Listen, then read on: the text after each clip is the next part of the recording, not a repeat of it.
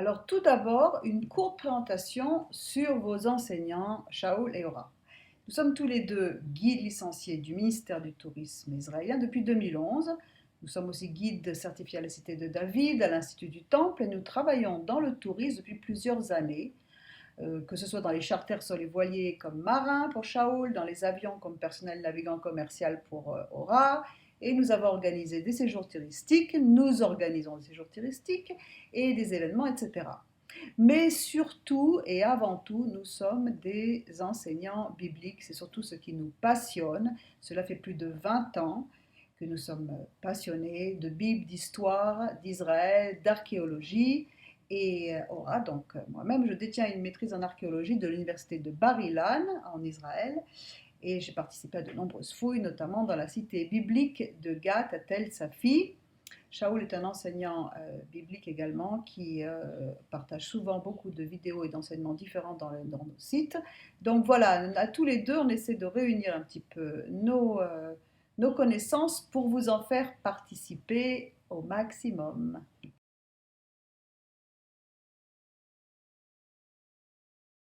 Alors avant de commencer nos aventures avec les films et les visites, il faudrait déjà commencer par définir le mot tourisme.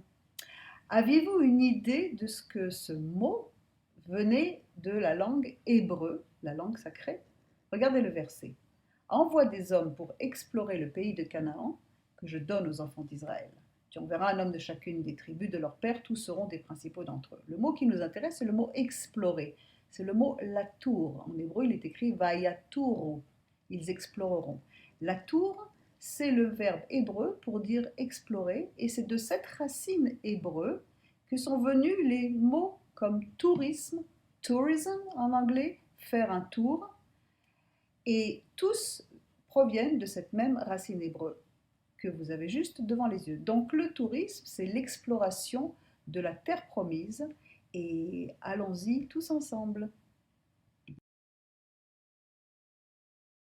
Nous vous invitons à explorer la tour, marcher sur les traces des héros de la Bible, nos ancêtres dans la foi. Et nous avons intitulé notre nouvelle série de vidéos Derech HaMelech, ce qui signifie la voie du roi, le roi de Juda, bien entendu.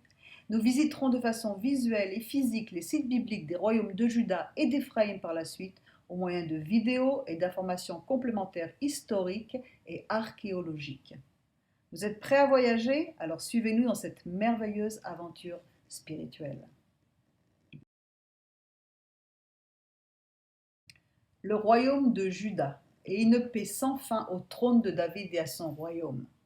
Nos premières vidéos vont vous emmener visiter le royaume de Juda en commençant par les collines éternelles de Judée qui sont la propriété éternelle du Créateur. Dans Ézéchiel 36:1, il nous est dit « Et toi, fils de l'homme, prophétise sur les montagnes d'Israël, tu diras, montagnes d'Israël, écoutez la parole de l'Éternel. Et vous, montagnes d'Israël, vous pousserez vos rameaux et vous porterez vos fruits pour mon peuple d'Israël, car ces choses sont près d'arriver. » Alors, partons à la découverte de ces collines, tout d'abord en commençant avec un petit peu d'histoire. Josué s'empara donc de tout le pays, selon tout ce que l'Éternel avait dit à Moïse. Et Josué, Yehoshua, ou Yeshua, c'est le même nom, Yehoshua ou Yeshua, le donna en héritage à Israël, à chacun sa portion, leur tribu. Puis le pays fut en repos et sans guerre. 40 ans ont passé, la jeune génération entre enfin en terre promise avec comme leader deux justes, deux tzadikim, de la tribu de Juda et d'Éphraïm, Yehoshua et Caleb. La terre de Canaan doit être achetée pour proclamer le nom de Hachem, comme c'était annoncé à Abraham. Je vous renvoie au parachute de l'Erlecha et Vaïra. Il est temps d'accomplir la mission maintenant. Donc 12 tribus et 12 portions vont être conquises petit à petit. Vous avez devant vous la distribution des territoires. Parce que ces 12 tribus, ce qu'il faut comprendre, ce sont le fondement de la nation d'Israël. Et d'ailleurs, nous retrouvons ce modèle dans la Jérusalem céleste. En Apocalypse 21:12, elle avait une grande et haute muraille, elle avait 12 portes, et sur les portes 12 anges, et des noms écrits, ceux des 12 tribus des fils d'Israël. Le plan de Dieu n'a jamais changé du commencement jusqu'à la fin. Le premier roi d'Israël est nommé en la personne du roi Shaoul. Puis vient David.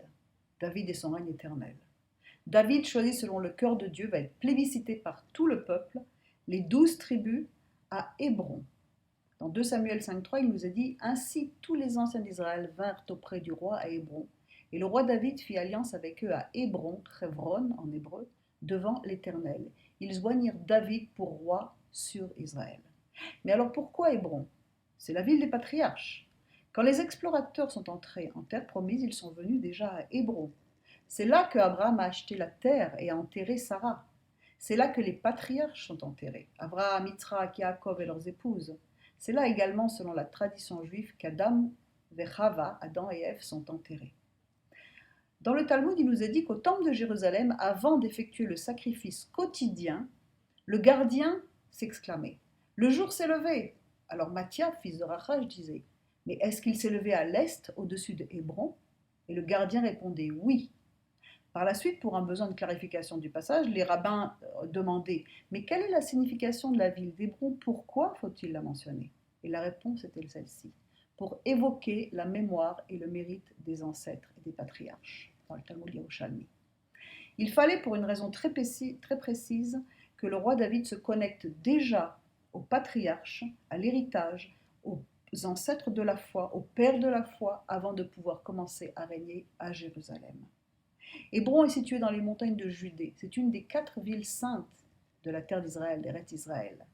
Et Hébron fait partie des 3 endroits qui ont été achetés en terre promise selon les lois du monde. Un chapitre entier, par exemple, a été écrit pour décrire l'achat du caveau de Marpella à Hébron. Ensuite, le tombeau de Yosef à Sichem, et le mont du Temple à Jérusalem.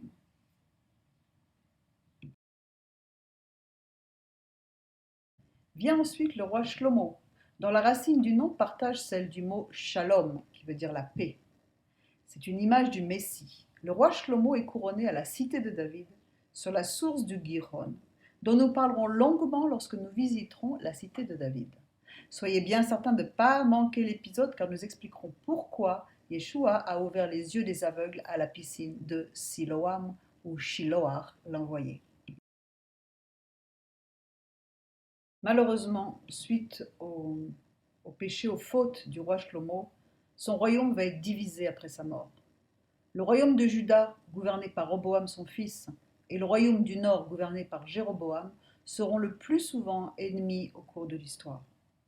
Un roi 12-16 nous dit « Lorsque tout Israël fit que le roi ne l'écoutait pas, le peuple répondit au roi « Quelle part avons-nous avec David ?» C'est-à-dire, nous devons rejeter l'héritage de David en tant que leader. Nous n'avons point d'héritage avec le fils d'Ishaï. À tes tentes, Israël. Maintenant, pourvois ta maison, David. Et Israël s'en alla dans ses tentes.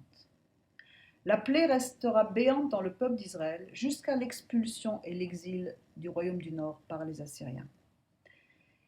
Le tabernacle de David, ce qu'on appelle Soukhat David, était déchiré, diminué. C'est une blessure profonde qui attend jusqu'à aujourd'hui la guérison.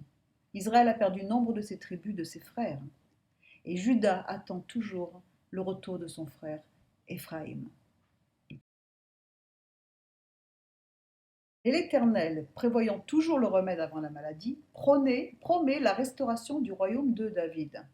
Dans Amos 9,11, il nous est dit qu'en ce temps-là, je relèverai de sa chute la maison de David, la tente de David, Soukhat David, j'en réparerai les brèches, j'en redresserai les ruines, et je la rebâtirai comme elle était autrefois, afin qu'il possède le reste des dômes et toutes les nations sur lesquelles mon nom a été invoqué, dit l'Éternel qui accomplira ces choses.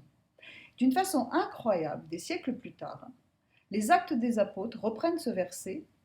Dans les Actes des Apôtres, on revoit ce verset qui est repris lors de la venue des nations qui viennent par la foi en Yeshua. Acte 15, 14, 17 nous dit « Shimon a raconté comment Dieu a d'abord jeté les regards sur les nations pour choisir du milieu d'elles un peuple qui porta son nom. Et avec cela s'accordent les paroles des prophètes selon qu'il est écrit. » Et voilà le verset de Amos qui revient. « Après cela, je reviendrai et je relèverai de sa chute la tente de David, Soukhat David. J'en réparerai les ruines et je la redresserai, afin que le reste des hommes cherche le Seigneur, ainsi que toutes les nations sur lesquelles mon nom est invoqué, dit le Seigneur qui fait ces choses. » Nous essaierons de comprendre pour quelle raison ce verset est mentionné au fur et à mesure de nos visites.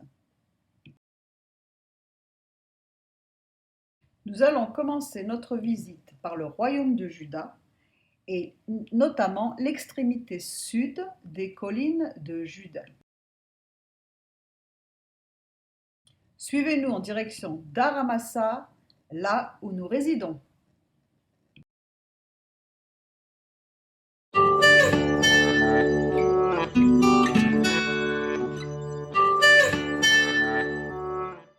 Voyons voir maintenant sur une véritable carte de géographie en relief. Donc nous avons la carte d'Israël avec du nord les 12 tribus qui étaient installées du nord vers Tel Dan aujourd'hui, toute la Galilée avec les tribus de Nephtali, Asher, qui étaient principalement en Galilée, Ménaché, le plateau de Ménaché, puis on avait le massif de Samarie et de Judée, ici, les tribus de Dan qui étaient plus au bord de la côte, et à l'entrée du désert, on avait la tribu de Shimon, là où il y a aujourd'hui Beersheba. Aujourd'hui, on va s'intéresser plus particulièrement à la Samarie-Judée. Donc, au passage, les villes bibliques étaient alignées sur la crête des massifs de Samarie et Judée. Donc, ça commençait par Sichem, Shrem. On avait Shiloh, Bethel, Jérusalem, Bethléem, Hébron, et après Hébron, les massifs se coupent en une fourche, donc deux anticlinaux, un qui part vers, on appelle l'anticlinal de Hébron, qui part plus vers l'ouest, et l'anticlinal de Carmel-Mahon, qui est celui qui est le plus à l'est. C'est celui-ci qu'on va s'intéresser aujourd'hui, puisque nous habitons exactement à cet endroit, à Aramassa, le point culminant d'ailleurs de cette fourche de l'Est. Et allons voir ça sur le terrain.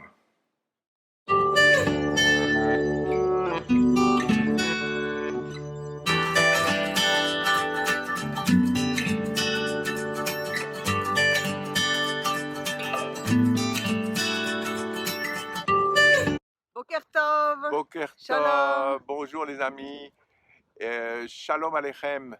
Regardez, derrière nous, c'est la vallée d'Arad, complètement remplie de magnifiques nuages cotonneux.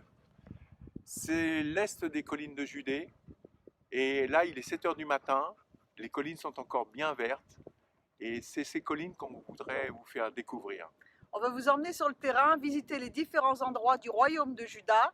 On a intitulé notre série vidéo Derech HaMelech, qui veut dire la voix du roi du roi de Juda. Et on veut vous emmener visiter tous les endroits bibliques. Vous allez nous suivre petit à petit. Donc déjà ce matin, on part à la découverte de Har Amasa, dans cette direction-là. À tout de suite. Alors la voie romaine, et sur laquelle je me trouve ici, donc elle a été le sujet d'un petit peu d'une bataille dans le village parce que en fait on a un projet archéologique pour restaurer cette voie romaine et on voulait lui donner, les gens du village voulaient lui donner le nom de la voie de César, la voie du César. Et nous sommes un peu battus parce que nous voulions redonner le crédit, nous voulions donner justement le nom du roi David à cette voie. C'est pour ça que nous l'avons appelée la Derech HaMelech, la voie du roi, en faisant allusion bien entendu au royaume de David, au royaume du lion de Juda. Et donc grâce à un petit peu à nous, on a pu nommer cette route qui va apparaître donc officiellement dans les annales comme étant la voie du roi, parce que peut-être que les Césars, et bien entendu c'est une voie romaine, mais qui a été bâtie sur l'ancien sentier des routes des patriarches et notamment du roi David. Donc la voie romaine, c'est en fait la voie du roi. En dessous, vous savez qu'on aime bien toujours aller fouiller un petit peu et faire de l'archéologie biblique et l'archéologie verbale et toutes sortes d'archéologie pour aller retrouver les anciens sentiers. Donc la voie du roi ici, c'est également le titre de notre série de vidéos que nous vous invitons à découvrir avec nous. À très bientôt pour le prochain spot.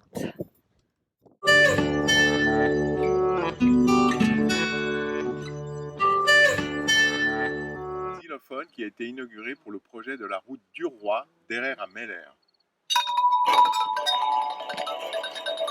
Une petite présentation de nos compagnons de route. Vous voyez, de marcher devant, c'est Sheila. C'est Sheila. Viens voir, viens dire bonjour. Sheila, voilà, c'est donc un Golden Retriever ici. Et là, nous avons donc Booba, le Labrador. Et un peu plus loin, nous avons Rocky, qui lui est le Bull Mastiff. Donc vous les verrez souvent avec nous dans nos randonnées du matin. Ce sont nos compagnons et nos gardiens. Voilà. On a un très bel exemple de voie romaine, regardez. Les doubles bordures sur le côté, donc pour retenir la terre de chaque côté, c'était sur des kilomètres, c'était fait comme ça. Ils prenaient les rochers qui étaient sur place, ils faisaient une double bordure bien solide. Dans le cas des margelles, comme on a vu plus loin, on a des margelles, mais ici on est sur un rocher, donc les Romains utilisaient le terrain, le faisaient un peu plus plat et continuaient leur construction avec, par exemple, comme on va voir un petit peu plus loin, une calade. Voilà ici un très bel exemple de calade. On a encore une margelle, vous voyez, qui reste quelques pierres seulement. Et la surface entre les deux rochers, c'est avec des pierres qui sont posées les unes à côté des autres, qu'on appelle une calade. Regardez comme c'est joli. Et ça a tenu 2000 ans. Pourquoi ils ont fait une calade ici entre les deux rochers? C'est que, imaginez que ces transferts de troupes avec des chariots, dans une montée, il fallait que ça ne devienne pas un trou. Donc on remplissait avec des pierres. Voilà, ça c'était la technique des voies romaines pour transfert de troupes. Hein. Dans les grandes villes, bien entendu, il y avait ces magnifiques pierres qu'on retrouve dans les cardos et les decumanus des villes romaines. Tu vas regarder.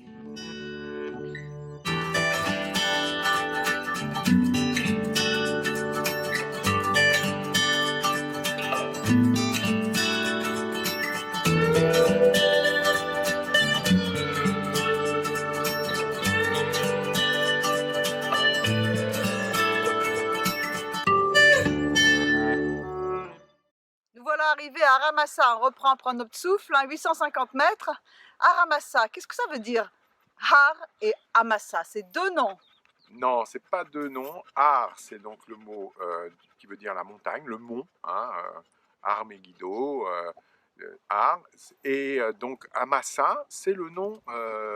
Il faut reprendre dans 2 Samuel 19-20 l'histoire de David, l'histoire de la vie de David, la vie très bouleversée de David. Hein. C'est pas facile pour lui en fait quand on regarde bien toutes ces histoires. Et David, donc, vers la fin de sa vie, vers 5 ans ou 6 ans avant la fin de sa vie, il avait déjà 65 ans, son fils Avshalom a l'idée de lui faire un coup d'État et David va céder, va partir de Jérusalem. On connaît la suite, David ne veut pas tuer Avshalom, mais c'est son neveu Joab. Joab, c'est le neveu de David, fils de Tserouïa. Hein. Et on voit Abishai aussi dans l'histoire de Avshalom, Abishai qui veut tuer Shimei, c'est aussi un des fils de Tserouïa. C'est pour ça que David, on voit qu'il y a des histoires de famille un peu. Qu'ai-je à faire avec vous, fils de Tserouïa? Donc il a souvent des problèmes avec eux, mais c'est des super soldats, donc ils sont toujours dans son armée, dont Joab, hein, jusqu'à la fin.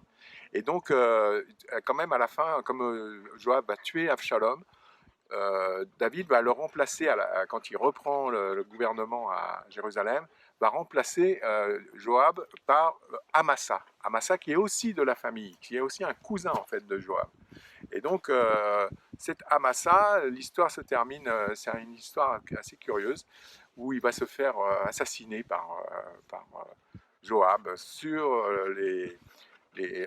un endroit qu'on appelle la Grande Pierre de Gibbon. C'est pas du tout ici, c'est dans le nord de Jérusalem, dans le territoire d'Éphraïm.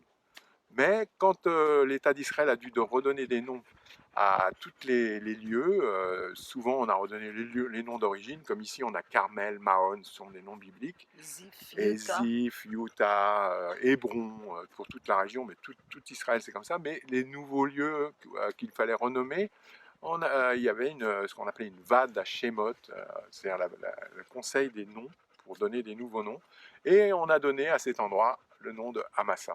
Ah, donc en fait c'est des noms bibliques, dans toute la région on n'a que des noms bibliques en fait. On n'a que des noms bibliques, la plupart du temps en Israël ce sont que des noms bibliques. Tour d'horizon depuis Aramassa, donc là on a le sud, vous voyez peut-être cette tour brillante là-bas, ce point brillant, c'est une tour solaire, c'est une expérience c'est parfaitement le sud. C'est une expérience de four solaire qui est dans le désert, sur la route du Negev, sur la route de la frontière égyptienne. C'est environ à 35 km à vol d'oiseau d'ici. C'est aussi Beersheba, on ne le voit pas très bien aujourd'hui. C'est la direction du sud. Euh, Après, tous les petits villages que vous voyez dans la vallée, ce sont des villages bédouins, hein. Donc les bédouins vivent en clans et en famille, ils ont chacun leur petit village, avec un patriarche, avec un système de bergers, hein, voilà. Tout ça, c'est les petits villages qu'on voit, c'est les bédouins. Au passage, on ne peut pas très bien la distinguer, mais il y a la Metsuda de la forteresse de Tel Arad, qu'on pourra voir en détail. Après, dans cette direction, nous avons la ville d'Arad. Vous voyez, il y a quelques bâtiments sur le top de ces montagnes-là. La ville d'Arad, qui est à 550 mètres. C'est un plateau qui est à 550 mètres. Imaginez-vous que derrière ces montagnes, il y a la dépression de la mer Morte, moins 400 mètres. Et de l'autre côté, on le distingue légèrement, il y a ce qu'on appelle la Gvoul Moav, la Gvoul Edom ou Gvoul Moav, qui est donc la frontière qu'avait dès Josué.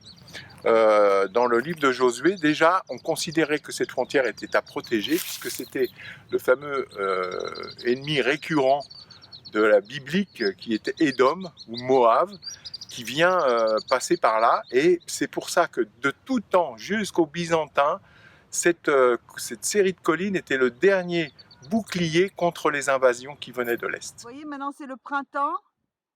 Tous les troupeaux sont dehors en ce moment. C'est le temps du pâturage dans les collines. Et ici, vous pouvez peut-être apercevoir, quand je bouge ma caméra, voilà, vous voyez ces grottes qu'il y a. Il y en a une, deux, et il doit y en avoir une troisième par ici, voilà. Eh bien, ces grottes, ce sont des tombes de l'époque romaine byzantine, où à l'époque, il y avait donc pas mal de gens qui habitaient ces collines et les environs.